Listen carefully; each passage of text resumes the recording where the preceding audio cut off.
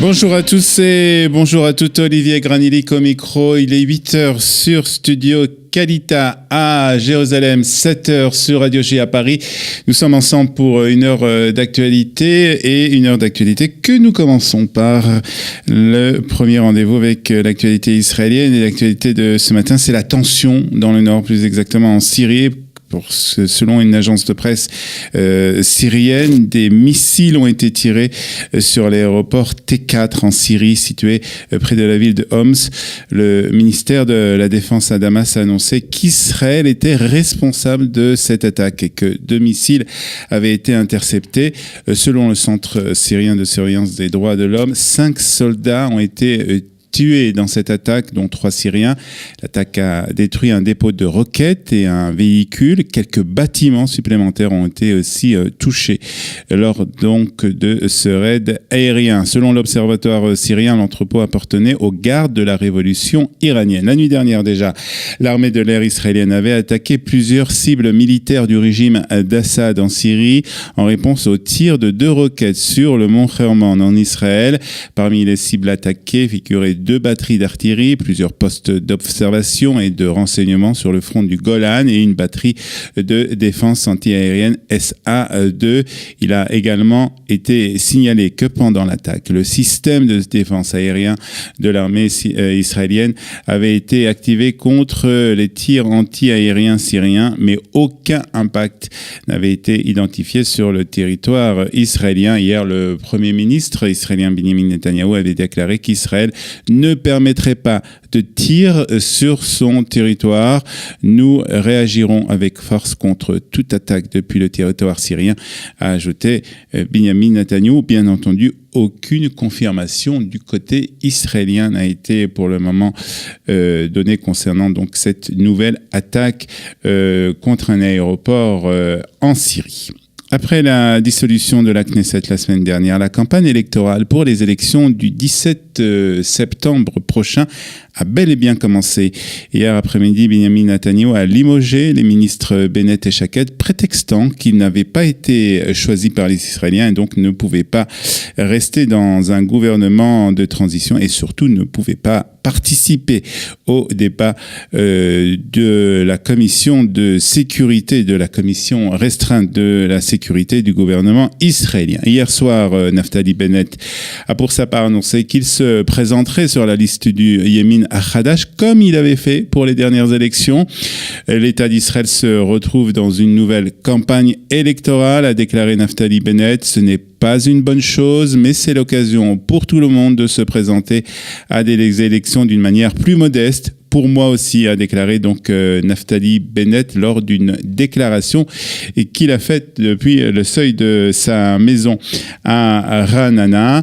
Il a ajouté que le parti Yemin Hadash sera le parti qui réunira les différents secteurs de la population israélienne, religieux, laïque, massorati.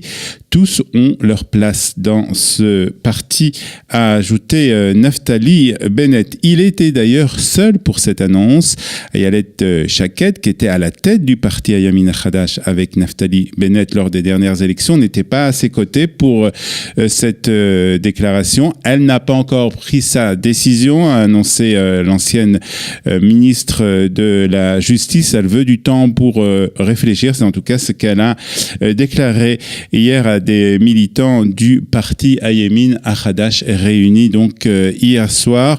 On a parlé d'un possible retour d'Ayelet Shaked au Likoud, une place élevée sur la liste du parti, mais visiblement Benjamin Netanyahou a opposé son veto à ce processus. Dans quelques instants, Yom Tov Kalfon, qui était donc candidat sur la liste Yemin Hadash lors des dernières élections électorales, sera notre invité. Nous parlerons bien entendu de tous ces sujets avec Yom Tov Kalfon dans quelques instants sur Studio Kalita. Et dans un même temps, les appels à l'union de droite se multiplient. Le Rav Druckmann, le chef spirituel du parti Yehuda Yamin, a appelé Bennett et Shaked à rejoindre les rangs du parti. plus que jamais, nous devons nous unir pour éviter les erreurs de ces dernières élections, a déclaré le Rav Druckmann. Et puis le parti Kahol Lavan s'est lui aussi réuni hier. Les dirigeants du parti ont démenti la tension qu'il existait entre Benny Gantz et Yair Lapid et ont annoncé que l'accord de rotation entre les deux hommes était en vigueur aussi pour les prochaines élections. C'est-à-dire que si le parti Kahol Lavan venait à former le prochain gouvernement, Benny Gantz serait Premier ministre pendant 2 ans avant de laisser sa place à Yair Lapid pour 2 années supplémentaires. Et puis le président des États-Unis, Donald Trump, a de nouveau fait référence aux élections israéliennes et a déclaré que Israël devait se prendre en main. Le président s'est entretenu avec des journalistes avant de partir pour l'Europe, affirmant que la situation politique en Israël était en plein bouleversement et que l'administration américaine n'était pas satisfaite de cette situation. Il a ajouté Bibi a été élu et ils vont maintenant à des nouvelles élections. C'est ridicule, a déclaré donc le président Donald Trump avant de s'envoler pour Londres.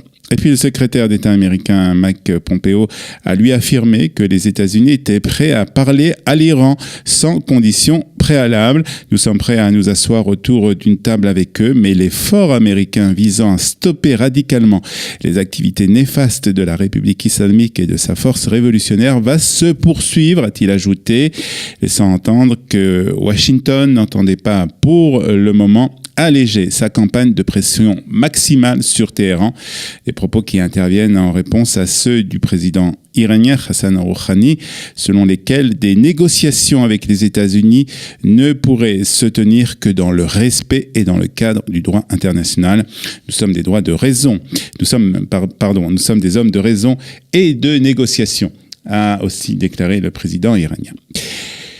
Et retour en Israël, hier se sont déroulées les festivités du Yom Yerushalayim. Plusieurs milliers de personnes ont défilé dans les rues de Jérusalem pour ce qu'on appelle ici la danse des drapeaux. Cette marche s'est déroulée sans incident majeur. La tension a été par contre plus vive sur le mont du Temple. Les heurts ont eu lieu peu de temps après l'annonce de l'autorisation donnée à des centaines de juifs de se rendre sur le site pour célébrer donc la journée de Jérusalem qui, je vous le rappelle, commémore la prise par Israël lors de la guerre des 6 jours de la vieille ville et de la réunification donc de Jérusalem. La visite a provoqué la colère de fidèles palestiniens qui se sont barricadés dans la mosquée El Aqsa, d'où ils ont jeté des chaises et des pierres sur les forces de l'ordre avant d'être dispersés. C'est ce qu'a rapporté en tout cas la police israélienne. Le ministre de la Sécurité public, Gilad Erdan, a lui défendu l'ouverture du mont du Temple dans la vieille ville de Jérusalem aux visiteurs juifs à l'occasion de la journée donc de Jérusalem. Et puis on termine ce premier rendez-vous avec l'actualité, avec la météo israélienne de ce lundi 3 juin. Il fera chaud encore aujourd'hui en Israël. Il fera 32 degrés à Jérusalem, 30 degrés à Tel Aviv, 36 à Beersheba, 40 degrés à Eilat. On se retrouve dans quelques instants pour une interview avec Yom Tov Kalfon sur Studio Kalita à 7h30 heure de Paris et 8h30 heure de Jérusalem. Ce sera l'heure de la revue de la presse et des médias israéliens. Tout à l'heure.